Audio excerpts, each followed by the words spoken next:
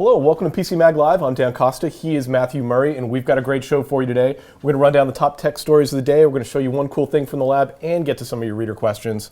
Matt, let's start with the big story of the day. That's the news that Google has confirmed that the nation of Turkey is indeed blocking its DNS service and hijacking it, and basically serving their own pages. Yeah, this is big news, Dan, but it's not really a surprise. There's been a lot of interesting stuff going on with the internet in Turkey recently. I mean, they blocked YouTube, they blocked Twitter, they took it offline. People can't access it at all. So I don't think the Turkish government is really doing a lot to combat the corruption charges that are being leveled against it. The idea was that these corruption charges and audio recordings and transcripts are being distributed via Twitter, so the authorities basically shut down access to Twitter. But taking over the DNS is something a little bit different, and it could be a lot more pernicious because they're actually going to be able to see where that incoming traffic is and who's trying to get on these services. Right, absolutely. And them taking down the DNS makes it harder for people to get around what the Turkish government's doing. Now, I haven't been able to find anything yet that specifically says the Turkish government has taken down the DNSs. It says Turkish ISPs are responsible, but somehow I'm guessing that the ISPs are not doing it entirely of their own volition. It's possible, I suppose. Anything could happen, but probably not.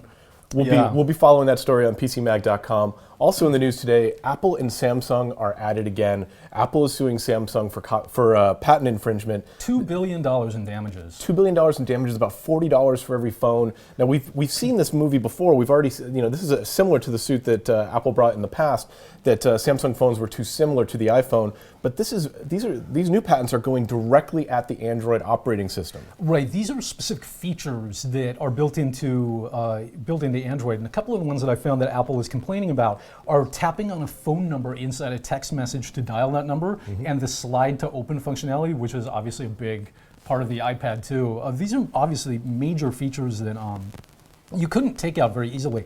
What a lot of people are saying is that Apple isn't really going after Samsung; they're going after Google. And because Samsung is so big, this is really an easy way to do that. In the first trial, Google kind of stayed out of it because it was very much about the hardware design, about how the phones looked and felt. This is about how they work, and they really are. These four patents, the swipe to open, I think Samsung's pretty much conceding that is an Apple innovation, and they are trying not to use that anymore.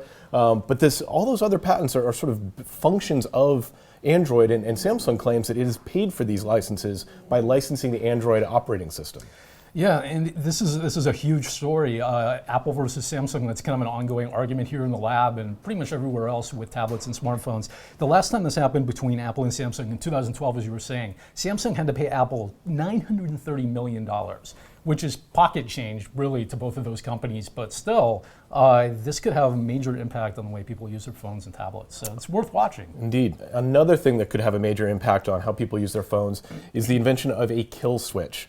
It seems like a very common sense technology. We have the technology that's able to do it, where you have a kill switch, so if you lose your phone, you're able to issue a remote command and turn that phone off.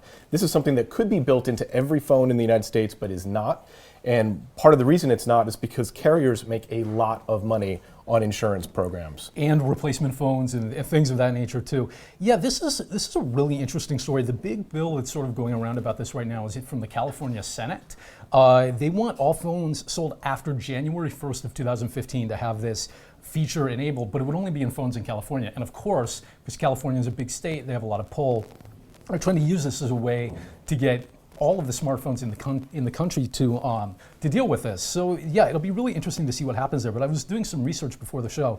Apparently, half of all the robberies in San Francisco in 2013 were smartphones.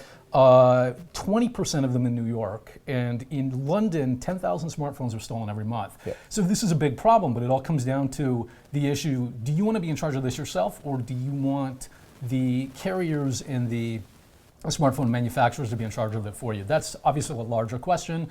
A lot of people probably would have very divergent views about that, but it's really going to be interesting to see what happens. It's a problem that's only getting worse. Research out of the UK says that including a kill switch in every phone in the US would save the American public $500 million a year in replacement costs. That's a huge, huge number. And what's holding everything back?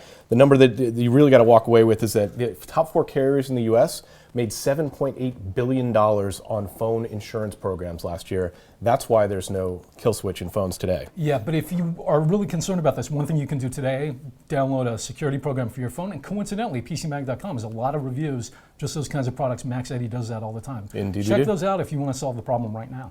Indeed we do. Now it's time for a reader question. Our reader question today comes from Paul. He's asking via email. He's finally building a home theater in his house, and he's going to take the plunge and buy a projector. He wants to know what projector he should buy.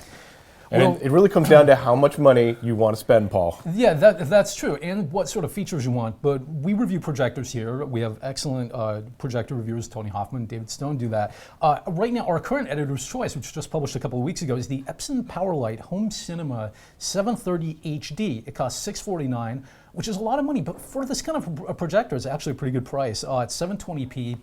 It has an LCD engine that doesn't create rainbow artifacts when you use it, and it's bright enough for use in almost any living room or family room. Now, the one thing it doesn't do, well, it doesn't do a couple of things. It doesn't broadcast in 1080p, which it doesn't broadcast native 1080p, which is a problem if you want to watch full resolution Blu-ray movies, and it doesn't do 3D. But if you want 3D, you can get the PowerLight Home Cinema 750 HD for about $150 more that does that too. And it's got a lot of the same pluses, slightly lower picture quality because 3D adds that as a problem. But either one of those projectors would do very well for someone who's setting up a home theater system. If you can go a little bit higher than that, we'd stay with the Epson PowerLight line. Go with the 5020 UBE. It's $3,000, but it does 3D. It does 1080p. It's got wireless HDMI. It's a fantastic projector. You can read reviews of all of those on PCMag.com. Now it's time for one cool thing. We test thousands of products here in the lab every year. Every day we take one thing off the shelf and show it to you live. Today, that cool thing is the Fujifilm X-T1. It's a $1,300 camera just for the body. It's a mirrorless camera, but it's got an amazing sensor in it that does really, really well in low light performance. And it's weather sealed. Jim Fisher's been working on a review of this right now, and it's basically a fantastic, it's looking like it's a pretty sweet camera. This is a really nice camera. The articulating display on the back, and it's got a really strong prime lens system too. I think we've got an 18 to 55 on there now, but just a really nice kit camera. That full review will be up on site within the next week or so, and hopefully we'll be able to take it out and actually do some shooting with it after that. Yeah, looking forward to this. Could be a good Fastest Mobile Networks camera. It could.